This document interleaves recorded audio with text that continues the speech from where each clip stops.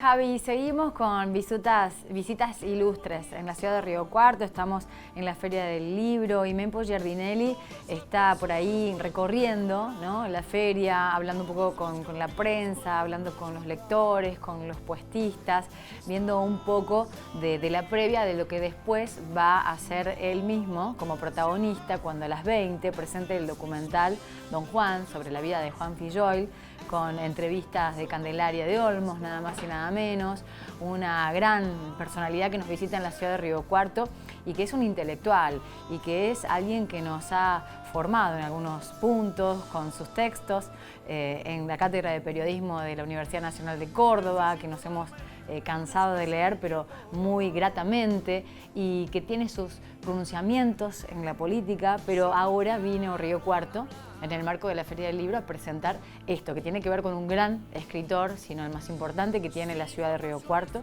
como Juan Filloil. Esto es un documental que va a tener lugar hoy, la presentación a las 20, y decíamos, la entrevista a cargo de Candelaria de Olmos. Mempo Giardinelli, que está en la Feria del Libro, está recorriendo los puestos, la Herradura del Andino, nuestro querido paseo ahí en el Boulevard Roca, y tenemos el gusto de recibirlo hoy en la ciudad de Río Cuarto. Seguramente va a ser protagonista de muchísimas notas de la conferencia y presenta la presentación más luego a las 20, allí mismo en la Feria del Libro del documental Don Juan. Va a ser un gusto entonces intentar hablar con él, a ver si ya Maggie está con Mempo Giardinelli en la Feria del Libro en Río Cuarto. Adelante, Maggie. Gracias, Pauli. ¿Cómo estás? Aquí lo tenemos a Mempo Giardinelli, la verdad que estamos muy contentos de poder contar con él. No solamente nosotros ahora en esta entrevista, sino toda la ciudad de Río Cuarto, que va a poder estar viendo esta noche la proyección de Don Juan. Bueno, Mempo, ¿cómo te encontrás acá en la ciudad de Juan Filloil? Bueno, bien, muy contento como siempre. Yo he venido muchísimas veces a Río Cuarto, es una ciudad que conozco, que quiero y está vinculada a mis afectos más profundos, entre los cuales estuvo Don Juan.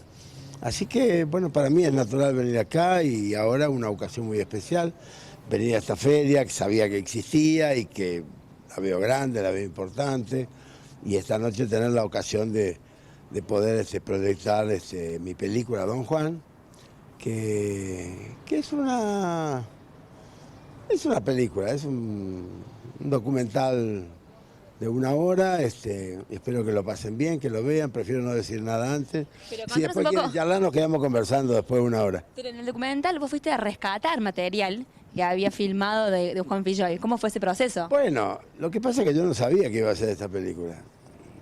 Nunca supe. Lo filmé porque era como cuando vos ahora se saca una foto y te querés tener una selfie.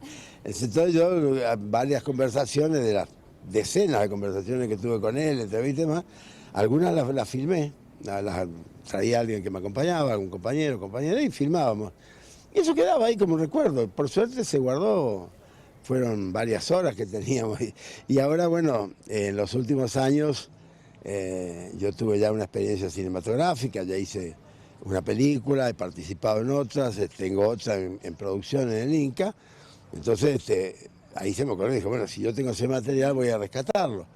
Creo que a él le hubiera gustado y a la familia le gustó mucho. Es decir, Monique, la hija, colaboró muchísimo con esta película. Así que bueno, es una película muy personal. Es una película muy personal, es un diálogo entre él y yo, digamos. Y eso te quería preguntar, ¿qué vamos a ver o qué vamos a conocer? ¿Qué faceta de Juan Filloil? A las 8 de la noche la vas a ver. Lo que sí pido que vengan 8 menos cuarto. Puntuales. 8. Claro, la idea es que empiece la película y no esté la gente entrando y saliendo, ruido de silla, eso fastidia mucho. Sobre todo una película de este tipo y en este lugar y en esta feria. Entonces pediría que vengan, a ver si... Sí, buen día. Simplemente preguntarte, porque, a ver, recién en la presentación comentaba que hemos leído muchos ensayos estudiando periodismo, te hemos leído a vos, ¿no? Y cómo es este viraje del relato del lenguaje escrito al audiovisual, al cinematográfico. El porqué, no sé si hay un porqué, pero ¿qué podés contar vos de este cambio? Bueno, en mi caso, en mi vida, también empezó como muchas cosas, muchas de las mejores cosas de mi vida pasaron por casualidad. Entre ellas eso, en los años, yo era muy joven, en el exilio en México, para ganarme el pan, digamos, entre las distintas cosas que hacía como joven periodista y escritor que era, empecé a escribir guiones cinematográficos. O asistía, ayudaba a guionistas, y fui aprendiendo el oficio, o sea que mi vínculo con la cinematografía viene ya de entonces. Participé de 1 o 2 películas, siempre como se decía entonces, como escritor fantasma, como alguien que estaba ahí, yo ni figuraba. Pero bueno, lo hacía por dinero, obviamente, necesitaba sobrevivir. Luego, con los años, bueno, fui siempre un cinéfilo como cualquier persona que gusta del cine, y además como narrador siempre tuve la inquietud, el sueño de que alguna vez, bueno, esa alguna vez se dio hace algunos años, una de mis novelas, Luna Caliente, que es mi novela quizá más conocida, se hicieron varias versiones. Hay una versión muy buena que se hizo en Brasil hace unos años, luego la que hizo en España, Vicente Aranda, fue uno de los grandes directores de cine hispanos, y yo colaboré, digamos, estuve siempre cerca de esos rodajes. Creo que fui aprendiendo el oficio, y en el 2010, 2011 me largué con mi primer largometraje, es una novela mía, El 10º Infierno, que la protagonizó Patricio Contreras, y que bueno, creo que hicimos una película bastante decente, y yo ahí aprendí lo que me faltaba aprender.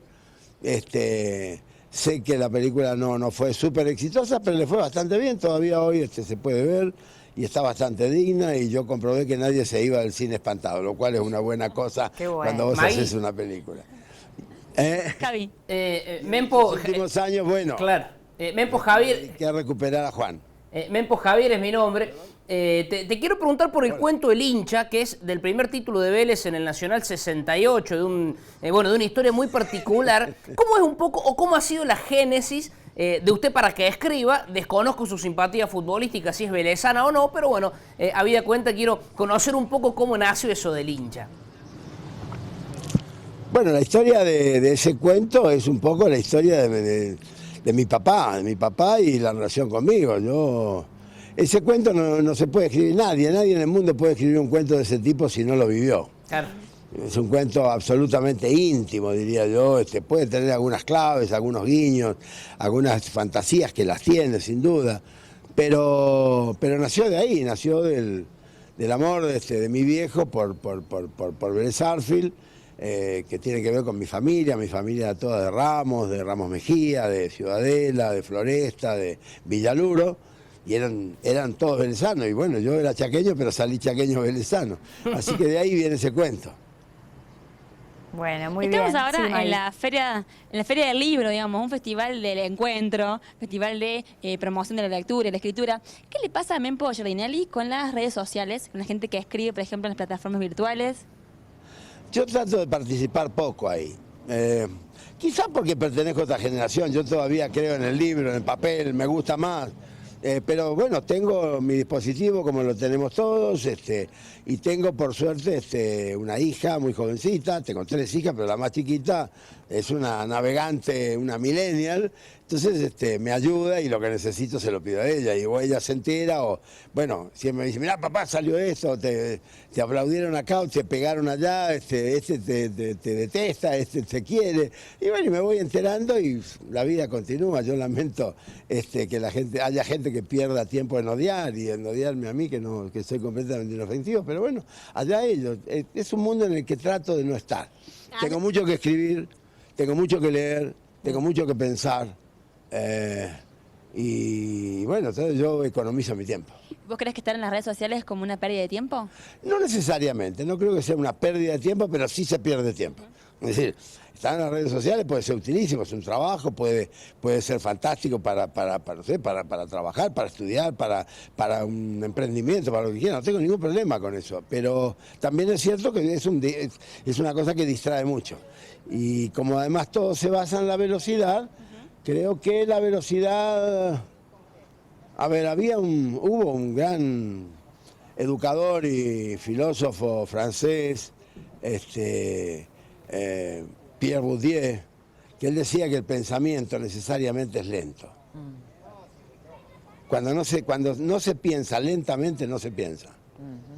Para pensar hay que tener tiempo, hay que meditar, hay que evaluar. Y la teoría del pensamiento lento es absolutamente cierta. Y eso hace también que muchas macanas del mundo actual, el mundo además sobrepoblado, tienen que ver con que el pensamiento ha sido casi descartado. Claro. Es más lo que se cree que lo que se piensa. Además, esto no es una idea nueva. Tiempo líquido. Domingo Faustino Sarmiento, cuando creaba las escuelas normales, las primeras escuelas normales en 1880, él decía, tenemos que enseñar a que la gente piense, no a que crea, porque el que cree no piensa. Lo último, para ir cerrando, ¿qué crees cuál sería la postura, digamos, o qué diría hoy Juan Filloy de todo lo que está pasando en el mundo, con las redes? Esta feria es preciosa, le encantaría, se sentiría muy honrado de que la Feria del Libro de Río Cuarto lleve su nombre, y seguramente si tuviera opiniones o cosas respecto del ambiente o del ambiente municipal, provincial o nacional, seguramente sería tan reservado y recatado como fue siempre, y si se encontraba conmigo seguramente tomaríamos unos té, unos cafés, y él diría, a mí me diría de todo y yo a él, así que sería una conversación íntima como siempre hemos tenido. Bueno, un gusto hablar con usted. Esta noche reiteramos la invitación a las 20, elijo, ¿no? 19:45, sí, porque a las 20 puntual. se apagan las luces. Guadalupe, muchas gracias a ustedes en el estudio. Y bueno, vengan a 8 menos cuarto, nos vemos y me encanta. Gracias. Y que apaguen los celulares, ¿eh? Y que apaguen todos los celulares a tiempo. Y que apaguen los celulares, ¿verdad? Gracias, Mempo, un abrazo. Gracias. Hasta luego, gracias Maggie. Bueno, un lujo que nos dimos a hablar con Mempo Giardinelli entonces, que sigue recorriendo los stands ahí en la Feria del Libro, conversando con colegas, con la prensa, dando su visión del mundo, de la vida y puntualmente, particularmente, de Juan Filloy.